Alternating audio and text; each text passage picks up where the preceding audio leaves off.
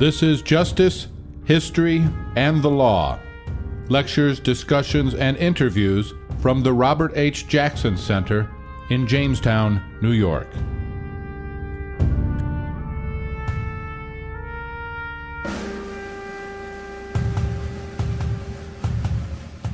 I commend to all of you buying this book, Promises to Keep. $15, you will walk away fully understanding this man's singularly unique life, of which we will just get a glimpse today, a brief glimpse. $15, it's out here, and Ernie had sent a few of those to us in advance, so I commend that. Why?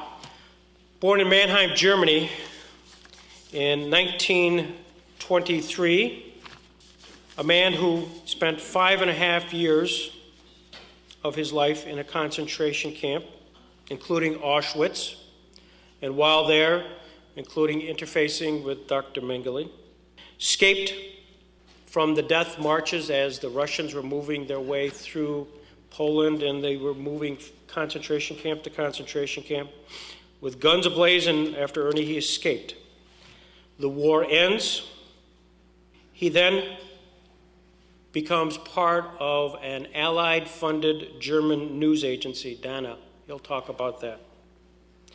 He covered the Nuremberg Trials, and his byline simply read, Ernest Michel, Auschwitz survivor, number 104995. Hollywood would not possibly get this story because they could not possibly believe that Ernest Michel went and covered the prosecution of those who persecuted him, exterminated his family, and almost exterminated his race.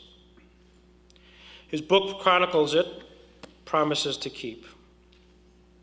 He came to America in 1946 to the support of the United Jewish Appeal. From Chicago, he ended up in Port Huron, Michigan, and worked for a newspaper there.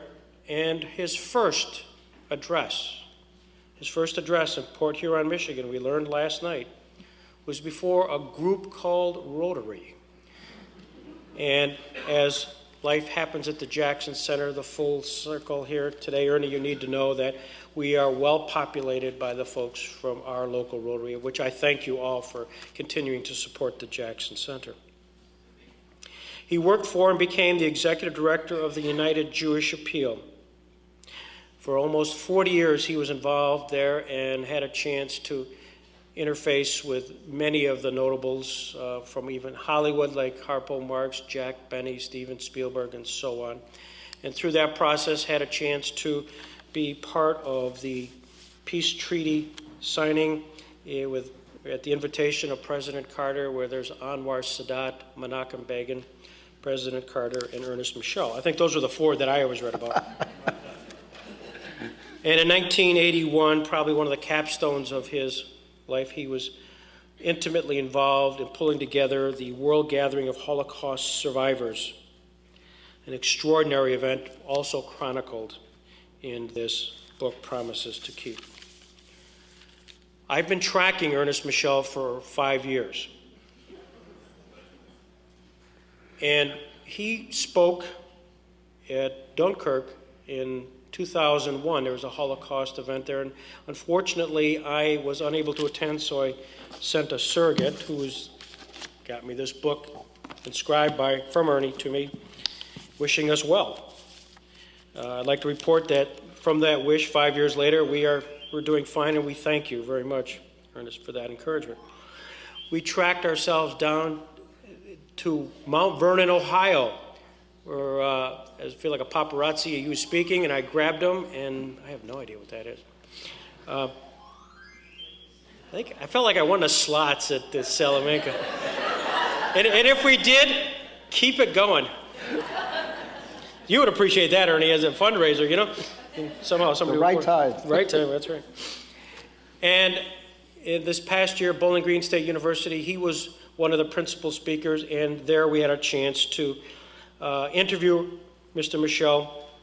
He's just an extraordinary individual, and he made the fatal mistake saying because he's such a fan of Robert Jackson, he would love to come and to waive his fees in coming here. And for that, I was all over him the next day. He didn't have no idea. I could go on, but we're here to hear Ernest Michel. And ladies and gentlemen, one of the most singularly unique careers ever. We are privileged to have in our midst Ernest Michel. Ladies and gentlemen, Mr. Michel.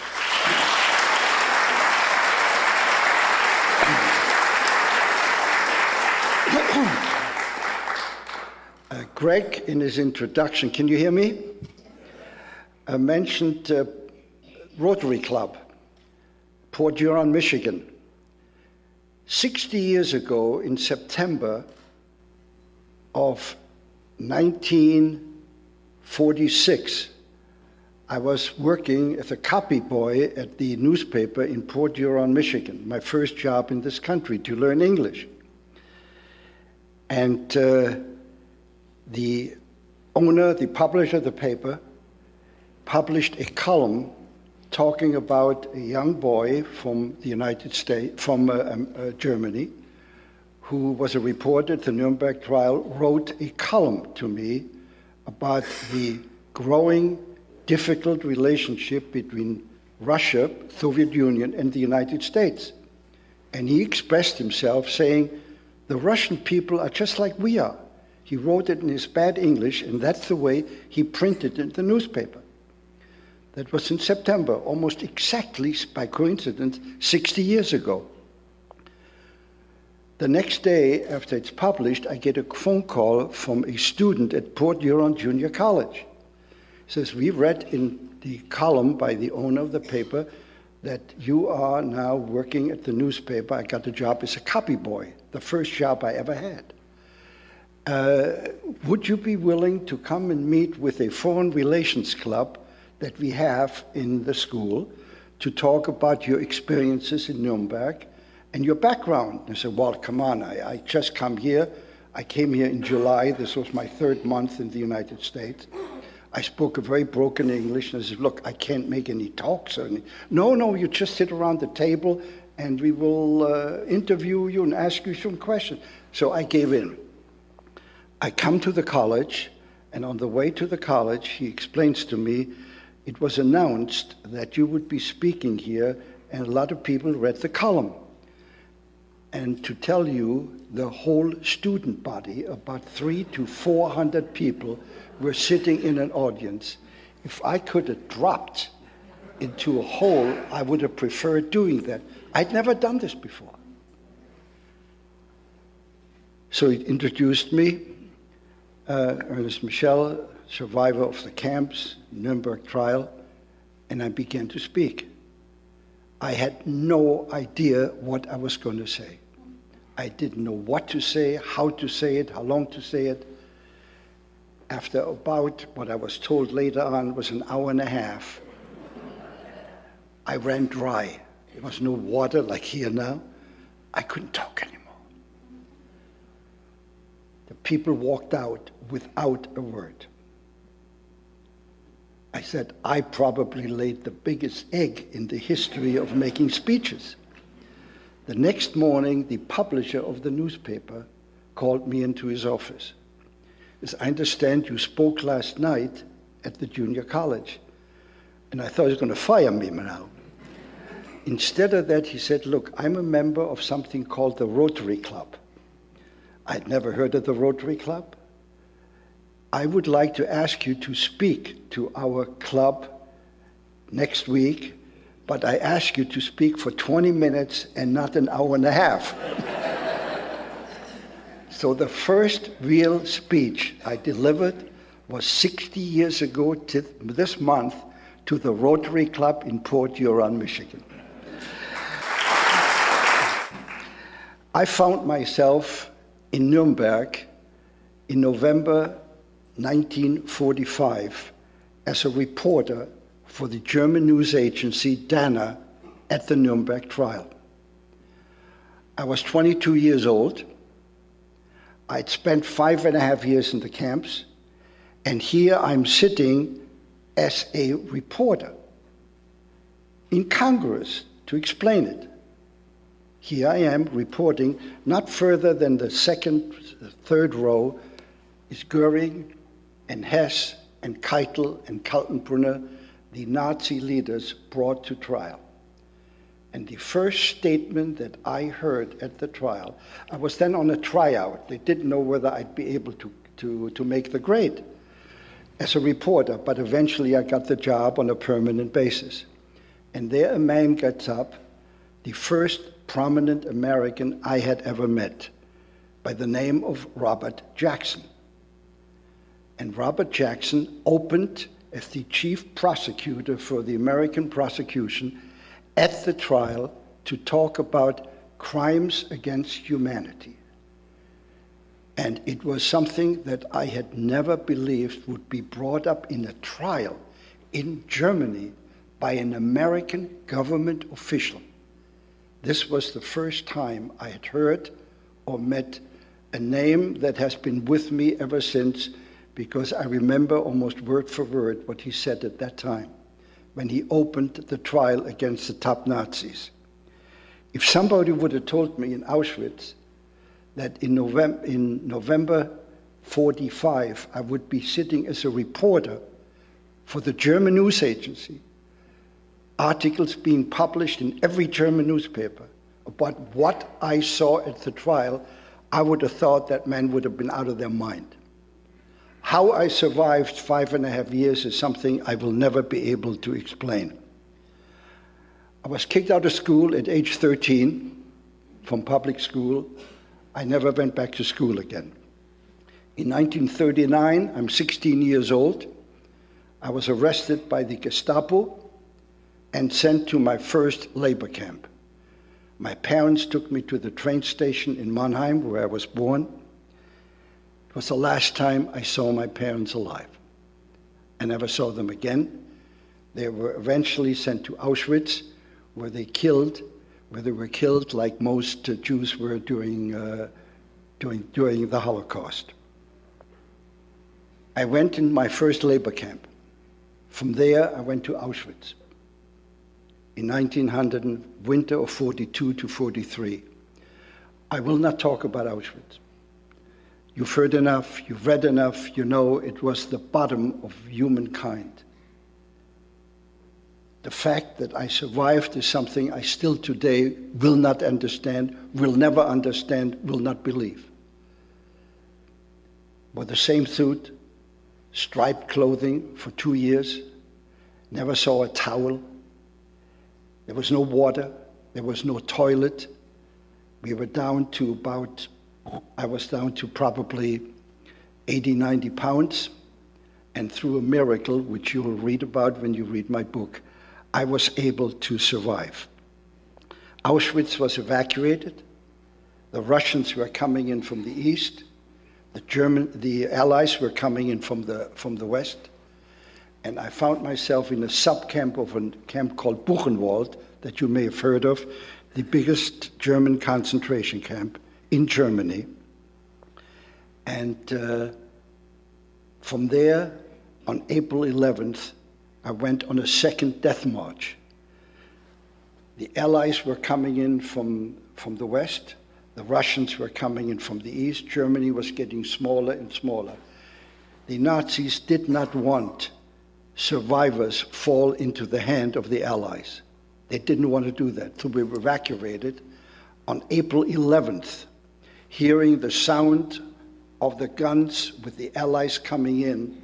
The camp was evacuated, 2,000 of us. We went on the final death march. On April 12th, the camp commander announced over the microphone that the warmonger Roosevelt is dead. You remember that date? Those of you who are old enough? That's the day Roosevelt died. Now Germany is going to win the war. In honor of that occasion, the first 10 men at random were put against the woods and shot. This happened every day, 11th, 12th, 13th, till the 17th. On the 17th of April 45, 2 friends and myself decided we're going to make a run for it. We didn't survive 5.5 years in the camps in order to be shot within the sound of the Allies coming in. We managed to get away. Details you will see if you read my book.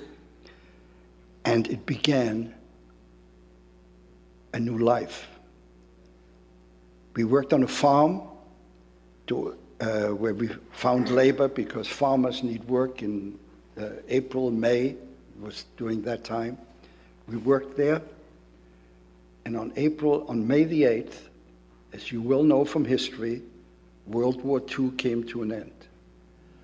I was working with a farmer, and I had a 2x4 in my hand because it was fixing a fence. And I stand there with a 2x4, and the farmer's wife came, and she said, "De Krieg's vorbei. The war is over. Wir haben kapituliert. Germany has capitulated." And here I'm standing with the 2x4. The farmer is fixing a fence. I gave him the 2x4. We kept working. That was the day for me, the end of the war. The day that I had never expected I would survive. What do I do now? I went back to the town where I was born to see whether any one of my family had survived. I didn't know what to do. I had no education. I had nothing. And here I am, going back to Mannheim, and I began a job for military government as an interpreter because I speak some languages. And eventually, during my stay there in Mannheim, 2 events took place. Both of them, one personal and one affecting my career. One day, an officer of what's called the Palestine Brigade, that was in 1945, came to Nuremberg with a stack of envelopes. There was one addressed, and that's why the lieutenant called me into his office, to Ernest Michel, Mannheim. No address, nothing. And he says, "There's a man who has an envelope for you." I said, "It's not possible. It must be a mistake. Nobody knows that I'm alive. My parents, my family didn't survive." "Well, here's an envelope." I opened the envelope. There is a letter written by my sister, who lived at that time in Palestine. I had no idea. I didn't know she had survived. And the letter said, and I almost remember it word for word, "I don't know whether this letter ever reaches you. I don't know whether you're alive or not." And that was my sister writing to me, and the Palestine Brigade individual brought that letter to me. That's how I knew my sister survived, whose life was saved by Catholic nuns in a convent where they kept her hidden for 2 years. So my sister and I are the only 2 members of our family who survived the Holocaust. Let me tell you a happy note. My sister moved to Palestine, later Israel. She was sent on a transport across the mountains into Spain, saved by Spanish soldiers. She married a boy who was on the transport with her. She now lives in a kibbutz in Israel. She has 4 daughters, 15 grandchildren, and as of the last reading, 16 great-grandchildren. Between my sister and I, we have 71 descendants. And whenever my sister and I get together, we talk about, had our parents only known that we survived and built new families. But that is something that nobody can answer. The second event took place in Mannheim. The lieutenant called me in. There's a man, Captain Picard, from the American military government who wants to talk to you. He says, "Why?" "Well, let him tell you himself." Captain Picard represented the American press and the German press. Germany had come totally at a standstill. There was no government, There was no radio. There was nothing. Everything was run by the military government. And he said, look, I understand you speak and write German. I said, yes, I do. We are licensing German newspapers. And we are also licensing a German news agency. And we would like to know whether you would be willing to work for the newly printed German newspapers. He says, besides that, there's a possibility, if you can do that, the Nuremberg Trial is beginning in November. I had heard about it, that the Nazis were going to be tried, the top Nazis. Well, it intrigued me.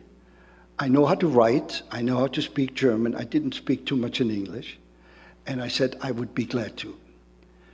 To make a story that I could spend more time on short, I found myself on November 20th, 1945, at the Palace of Justice in Nuremberg, in the press gallery, sitting with an old suit, that's the only thing I had left, and I've become now a reporter. And not far from here, the first row sits Guri and Keitel and Kell, all the top 21 individuals now on trial for what they did and what the Nazis did. And I'm sitting there. I wanted to jump down. Why did you do this? What had I ever done to you? My parents, my education, my life, my friends? No, I'm a reporter. And I have to report from the trial. I did this for about 5 or 6 months, reporting daily from the trial. And I insisted that my byline, which appeared in every newspaper in Germany, said, Ernest Michel, Dana correspondent, former Auschwitz inmate 104995, which is a number that I have tattooed on my arm. And those articles appeared. It was incongruous. The contrast between 7 months before escaping from a death march and now a reporter at the trial. There are 2 events that stand out in my mind from that time. One day, the Russian prosecution showed a film called Auschwitz. The rooms went dark, and there on the screen is the camp that I was in, the barracks. This was filmed by Russian army photographers who liberated Auschwitz on April 27th, 1945. This year, for the first time, the United Nations had a commemoration of that day when Auschwitz was occupied, liberated rather, by the Allied forces. The world has changed in some ways it's getting worse. The second event that stands out was the time Rudolf Höss, not to be confused with the deputy to Hitler by the name of Rudolf Hess, H-E-S-S, appeared on the witness stand. And he declared, as a witness, he was a commandant of Auschwitz. I'm 46 years old and have been a member of the Nazi Party since 1922. I estimate that at least 2.5 million people were exterminated. He used the German word ausgerottet, like you kill animals. Another 500,000 died from hunger and disease. Höss did not tell the truth. It was not 2.5 million, it was 1.5 million, only, including my parents, who were killed in Auschwitz. He exaggerated. He eventually was sentenced in Poland and hanged on a gallows erected in the camp, facing the camp, and that at the decision of the Polish government he was hanged. The third event that I recall of all the days that I spent there was when I had a meeting with Hermann Guri. Now that's again one of the incredible things that just happened. Every one of the Nazi defendants had a defense attorney. Goering's defense attorney was a man by the name of Stammer. Now, as I said earlier, all my articles appeared in the papers with my byline. And he, during a recess, he took me aside and he says, "Are you the one who is writing the stories for Dana at the trial?" And I said, "Yes, I am." "You were in Auschwitz and Buchenwald?" And I said, "Yes." "Well, we are all reading your articles." The defendants were only allowed German newspapers. They were not allowed foreign newspapers. That's the only thing they read. And Goering said, "Who is this man, Ernest Michel, who is a reporter for the German news agency and who now writes about the Nuremberg trial?" So he said, "It's me, yeah." "Well, I'll ask you something. Goering would like to know, who is this man? And I would like to know, would you be willing to meet with him?" Well, I almost fell on my chair. And I figured, not only am I a survivor, I'm also a correspondent. I'm a reporter. And here I'm going to have an interview with Hermann Guri. So I agreed. One day after the session was over, Stammer took me downstairs into the bowl of the Palace of Justice where they had their cells. And on the way he tells me, "Look, I have to tell you something. I'm taking you there on my own responsibility. I'm not allowed to do that, but I worked it out in such a way that you could join me as member of my staff. The only thing I can ask you, this meeting between you and Goering is off the record. You cannot talk about it. You cannot write about it. It did never take place." Well, I was so nervous, I hardly listened to them, because now I'm going to meet Hermann Guri. Takes me to the cell opens up, and there is Hermann Guri, the fat Reichsmarshal, the number one defendant, the number two man in the Hitler hierarchy. And I said to myself, what the hell am I doing here? I mean, I'm going to ask Mr. Goering, how do you feel? How do you react to the trial? I could not get a word out of my mouth. I could not handle it. I turned around, never said one word.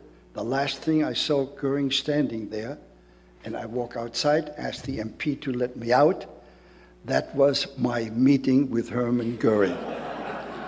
Until today, I have never regretted having walked out and leave the man standing there, because I don't think I could have handled it. As you well know, the trial was over in August 1946. By that time, I was in the United States. I had decided I could not stay in Germany, and I decided to come to America. I came here in 1946, and I told you earlier about my first job in Port Huron, where I learned English, and from here on I began my career here in the United States.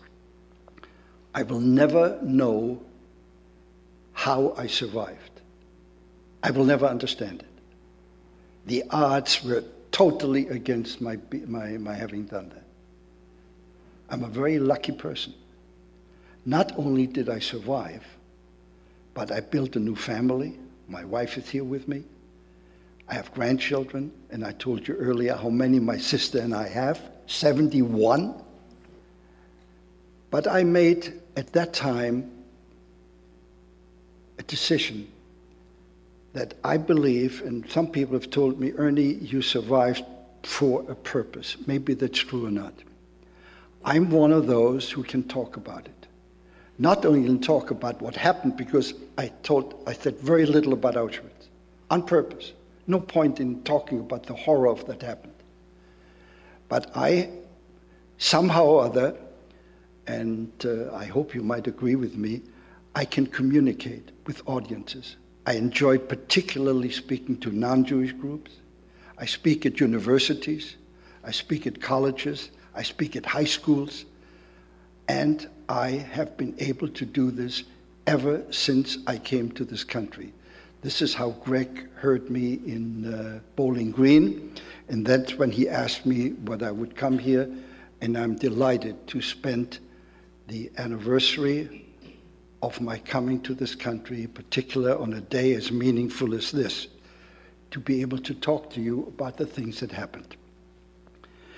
The Nuremberg Trial was the first time in history that the leaders of an elected government, a Western civilized government, were brought to trial for crimes against humanity and waging war. The first time. And it was led by a man from this town by the name of Robert Jackson. I've been asked, and I've asked myself, what are the lessons of Nuremberg? That was 60 years ago. It's become a major event in world history. A new word has entered the language since then. That word is genocide. Now, I'm not so sure how many of you know how that word came about. It was coined by a lawyer from Poland by the name of Raphael Lemkin, who lost his family during the Holocaust and lived in New York. He became obsessed with what happened during that time. Now you should know, genocide, and he coined that word. It was part of the life of the 20th century.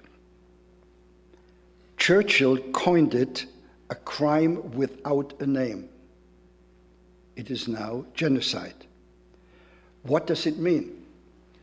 Genocide means the killing, starvation, rape, murder of millions of innocent people for religious, political reasons or no reasons at all, on the orders of an elected or self-appointed president of dictators or dictators.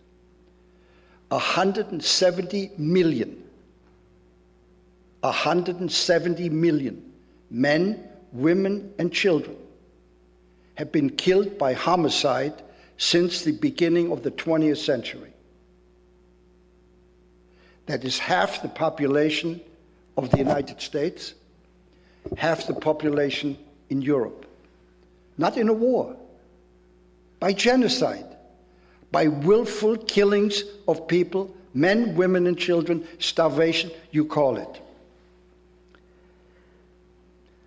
In 1948, the United Nations adopted what is called the Convention for the Prevention and Punishment of the Crime of Genocide.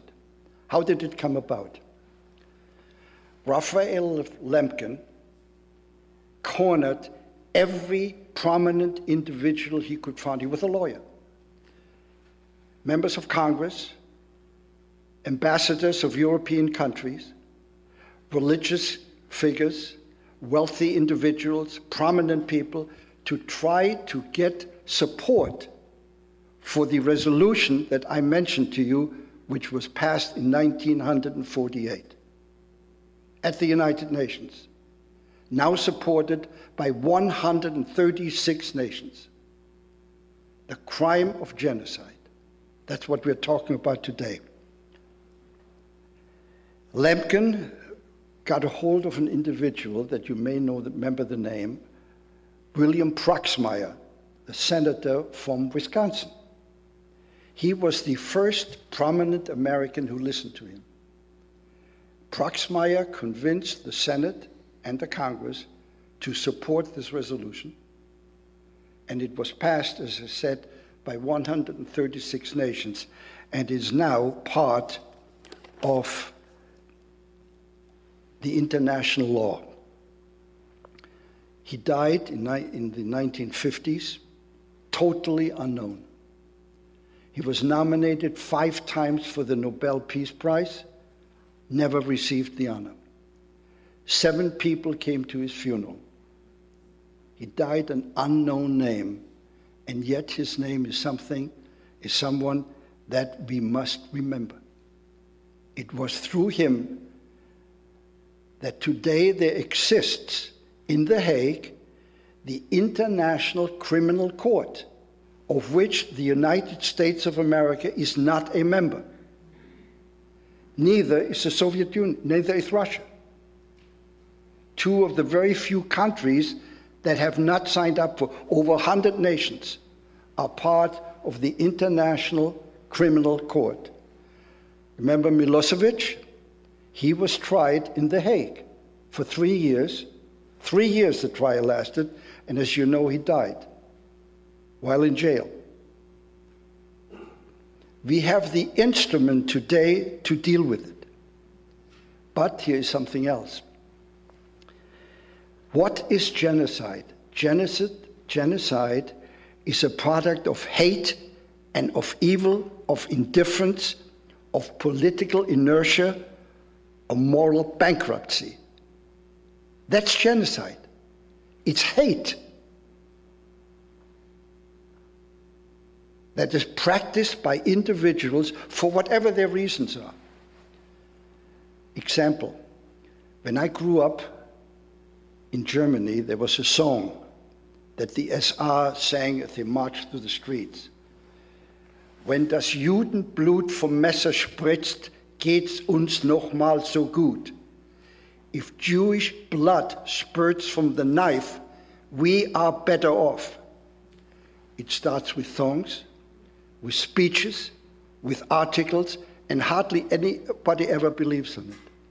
Had anyone believed when Hitler in 1938 said, if international jury will be able to begin another war, it'll be the end of Jewry throughout the world. Written, said publicly. It begins with speeches. Recently, the president of Iran said Israel should be wiped off the face of the earth. A member of the United Nations talking about another nation that should be wiped off the face of the earth. We live in a very, very dangerous time. Maybe some of you recently heard the statement by the number 2 person of the Islam, of Al-Qaeda, who said, all Americans must join the Islam. Some of you have heard it? I heard it on television. If not, the consequences will be very severe. That's what's going on today. We are living in dangerous times. It's Western civilization and Islam, one against the other. It is something that we must be aware of, that we must know and deal with. We are living in dangerous times. Nobody knows what's going to happen. A few weeks ago, you saw what's happening in the Middle East. The Middle East is only a small part of it. It goes way beyond that. It attacks us as Americans, and it attacks the way we live in freedom in this country. What did Nuremberg mean to me personally? I've lived a very, very interesting and positive life, trying to do something about that what's happened to me and my generation would never happen again. Nuremberg, with all it represented, was the greatest, most satisfying, most rewarding meeting and event that I have ever been able to participate as a survivor of one of the greatest tragedies in human history, and as a newspaperman to report from it. Ladies and gentlemen, I enjoy discussing this with you. We are talking about something that affects all of us. And unless we are aware of it, there remains a question, what will be the outcome? I'm an optimist, otherwise I wouldn't be here. And as an optimist, I believe that we, 300 million strong, will be able to find a way to overcome the danger that is on the horizon. Greg, if it's all right with you, there may be some questions in the audience about what I have raised. And if there are, I would be very glad to respond to it to the degree that I am able to do it. I hope you'll speak up loud. My hearing isn't so good anymore. My wife thinks I need a hearing aid. I've been fighting it ever since. So if you repeat some of the question that I may not hear, I'll be glad to deal with it. First of all, let me just pause and say, wow, Ernest Michel.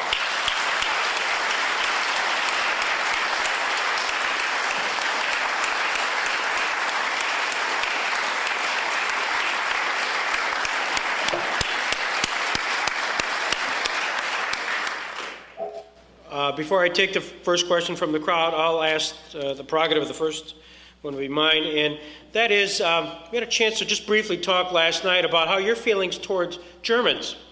Being a Holocaust survivor, obviously covered the Nuremberg Trial, you saw the atrocities. It was memorialized through Robert Jackson's prosecution at the Nuremberg Trial, and here you are today, 60 years later, kind of a moment of reflection. Interesting question, Greg, and I give you my interesting answer, I believe. I probably have more reason to hate Germany and what it stood for than anybody else. They've taken everything away from me. Luckily, I was able to survive. I do not believe you can live with hate. There's so much hate in this world today that I find it sometimes impossible to deal with it intellectually.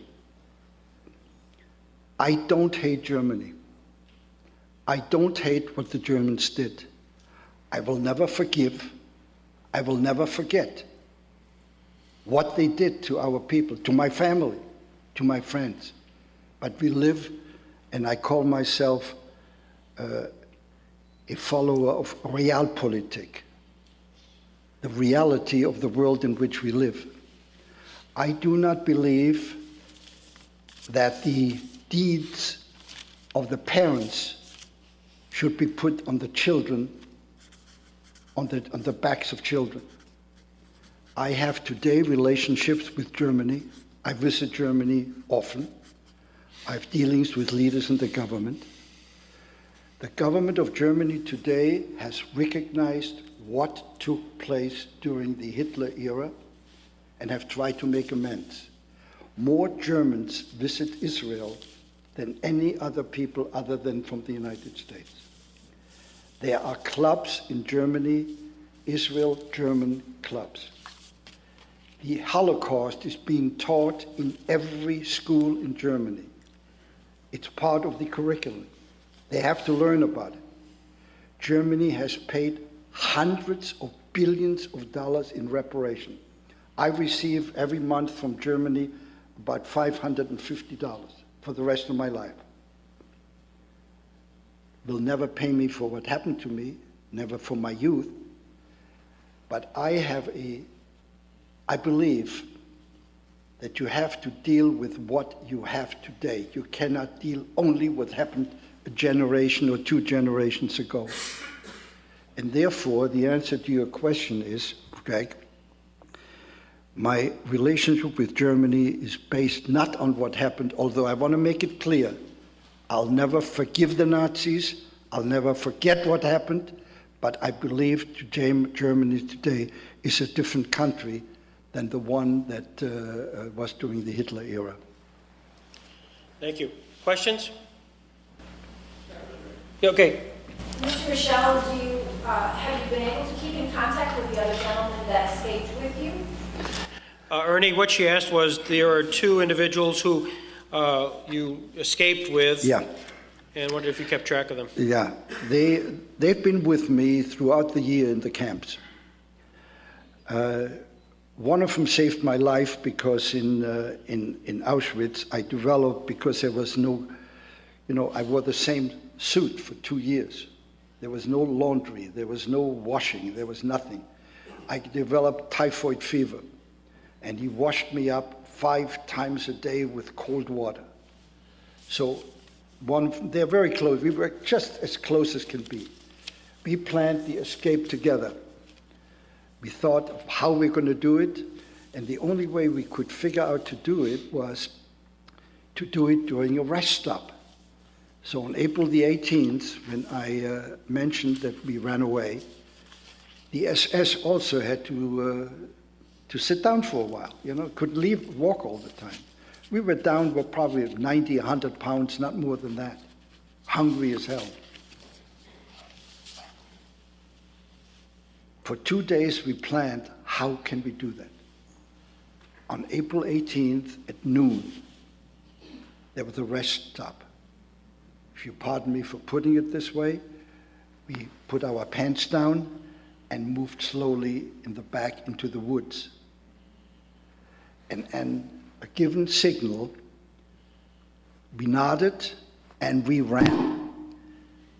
They shot after us, but at that time, in April 1945, less than a month before the end of the war, even the Germans, even the Nazis knew it was the end of the war. Germany was getting smaller and smaller. And after about 15, 20 minutes of running through the wood, zigzag, so they wouldn't be able to get to us. The 3 of us stood in a wood in Germany, and for the first time since I was arrested, we cried. We were free. There were no guns behind us. It was a feeling that is indescribable. Of the 3 of us, Hanzo comes from Czechoslovakia, developed a heart condition, and he died 3-4 years ago. We spent every April 18th together, Amy and I, and his wife and he, having dinner, going out for a big dinner, going to a show, The 3rd one was lost. Never heard from him. Did he die? Didn't he die?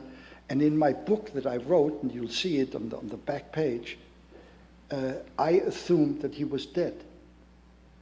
And yet, when my book came out, somebody called me up and he says, Mr. Michel, you wrote about Felix Schwartz, that he died, that he disappeared. He's not dead. He lives in Port Matilda, Pennsylvania. Says, what? So how do I get a hold of him? I call up the operator. Do you have a Felix Schwartz in Port Matilda, Pennsylvania? He says, yes. Give me the number. I call up the number. The man answers the phone. He says, Felix Schwartz? He says, yes. I'm Ernest Michel. He says, who? Do you know me? He says, Felix, do you remember Auschwitz? What? He forgot everything that ever happened. Never married, never had a real job, went from one thing to another. He is a victim, despite the fact that he was able to survive. Now, with me, genes, call it whatever you want. With me, it's different. Hanzo and I celebrated our survival. Felix knows from nothing. I met him once. He tried to shake hands with me. I wanted to give him a hug, He's a victim, just like most of those who died. That answers your question about what happened to my friends. Other questions? Yes. Mr. Michel, do you believe the United Nations is a viable organization today, and why have they been so ineffective in dealing with the genocide that continues around the world, that has continued in Russia, China, Africa? question is about the United Nations. The only United Nations we got. We haven't got another one. The earlier organization was formed after World War I. What was it called? That's it. Went out of business. The United Nations was created. It's not working well, making many, many mistakes. There are more resolutions passed by there's 1,701 resolutions since the founding. Over half of them are against Israel. Yeah? That's just another sideline. So I would have reason to say they're ineffective, but I'm trying not to, because it's the only machinery we got. Ineffective, yes. Talking, yes. Deeds, very little, but some. For instance, the recent situation in the Middle East, they are now talking about 15,000 troops from throughout Europe to guard the southern part of Lebanon. I wish it would be better, but it's not. But the only thing we got left. Questions? Jim? Do you have a position about the current dispute that's raging now with the detainees receiving basic rights, speaking about, for example, the 14 that have been brought back to Guantanamo, some kind of basic rights, the argument that has been raging? An analogy being used to Nuremberg rights, is it valid or not? I get the question. I give you my own personal opinion. You may agree or disagree with me. That's the beauty of living in this country. You know? I tell you how I feel. I believe that we live in a different world today than we did 10, 20, 30 years ago. And we have to react, I believe, differently than we did then. And while I value, probably more than most of you, the freedom and liberty in this country, and it was given to me and to everybody, I believe that certain steps have to be taken. I don't know how far they go, but certain steps have to be taken to prevent what's happening in Europe, in London, and in Madrid, and in countries throughout the world, in order to protect ourselves. And if that means losing some of our liberties, then I would say, if it is going to help us, we should consider doing that. Now, fortunately, in this country, we have a Congress, we have a Senate, we have our elected leaders, and eventually they are the ones, including the Supreme Court, that has to decide how far this can go. I know it's a debate. I gave you my own personal opinion. That's all I can say about it. One final question? Yes. That I didn't get. Your question was, well, what do you foresee as the maybe the end game as Islam versus the West? Yeah. Is that correct? Yeah, that's the question today. I'll give you again my own personal belief. I believe we are on the verge of World War III. Yeah? I hate to say that, but it's them or us. The hatred that exists, and I can quote to you, I get every day in the press, by email, the pronouncements in the Islam-Muslim press. You would be amazed what they say. Kill America. Make them kill the Jews. They quote George Washington of having been the greatest anti-Semite in existence in this country. Benjamin Franklin, same thing. Out of nowhere. You've heard of blood libel? Blood libel. Blood libel. Blood libel was created during the 15th, 16th century, where Jews were accused of using children and taking their blood to make matzah that Jews use on Passover. Yeah? Obviously, it never happened. It's still repeated till today. A minister of the government of Syria came out publicly a few years ago that blood libel is still continuing until today. Any normal individual would say, where does he get it from? We would do this to me. Anyway, no point even arguing about it, yeah? Those are the lies that are being perpetrated. And the Muslim press prints these things on a regular basis, inciting hatred against the Western civilization. And the last statement that I mentioned to you that I heard, when he says, America either become Islam or you will suffer the consequences. We live in a crazy world. It's upside down. Their books have written, the Holocaust never happened. They're telling this to me. Who was there? The gas chambers. Never happened. The president of Iran, the one who said, wipe out Israel from the face of the earth. The hatred that exists, and on a positive note, let me put it this way, wouldn't it be so much easier? And I remember this on television. There was a guy, a black man in California. Couldn't we all live together?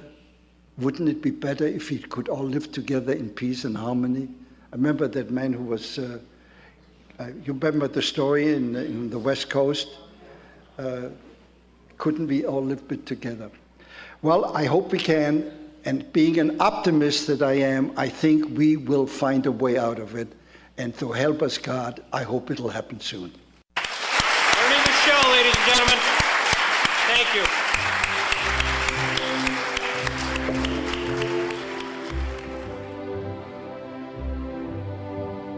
The Jackson Center is a historical and educational facility dedicated to preserving the legacy of this country lawyer who became Solicitor General, Attorney General, a Justice of the Supreme Court, and served as Chief Prosecutor at the Nuremberg Trials of Nazi war criminals following World War II.